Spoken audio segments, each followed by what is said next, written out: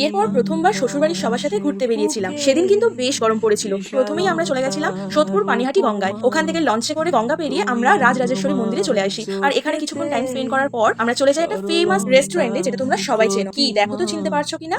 Yes, আমরা সবাই মিলে গেছিলাম দাদা বৌদির রেস্টুরেন্টে। ভিতরে গিয়ে আমরা আমাদের অর্ডার দিয়ে বসে কিছুক্ষণ গল্প করছিলাম, আর তারপরেই চলে আসে গরম গরম মাটন বিরিয়ানি, যেটা দাদা বৌদির রেস্টুরেন্টে ভীষণ ফেমাস একটা ডিশ, যার কোয়ালিটি আর কোয়ান্টিটি নিয়ে তো কোনো কথাই হবে না। আমরা এখানে 10 জন মেম্বার ছিলাম, তাই বলে কিন্তু 10 প্লেট বিরিয়ানি অর্ডার দেওয়া হয়নি। এখানে আই থিঙ্ক 5-6 প্লেট কি 7 প্লেট অর্ডার দেওয়া হয়েছিল, আমার ঠিক এক্স্যাক্টলি মনে নেই। আর এক একটা প্লেট এক একজনের পক্ষে শেষ করা ভীষণই টাফ, সেটা আমি খুব ভালোভাবে বুঝে গেছিলাম সেদিন। কারণ সবাই এক একটা প্লেট দুজন করে শেয়ার করলেও আমার জন্য কিন্তু একটা গোটা প্লেট অর্ডার দেওয়া হয়েছিল, যেটা আমার পক্ষে শেষ করা অসম্ভব ছিল প্রায়। আলটিমেটলি কিন্তু সত্যিই আমি পুরোটা শেষ করতে পারিনি। এত টাকা দিয়ে জিনিস কিনে শেষে নষ্ট করতে হলো আমাকে। আমি কিন্তু খাবার দাবার নষ্ট করতে একদমই পছন্দ করি না, কিন্তু কি করবো বলো, কোনো উপায় ছিল না। সবাই অর্ধেক অর্ধেক খেয়েই তাদের পেট ভরে গেছিল, আর আমি একা কিভাবে এতটা পরিমাণে খেতাম, তো এটা আমার পক্ষে একদমই অসম্ভব।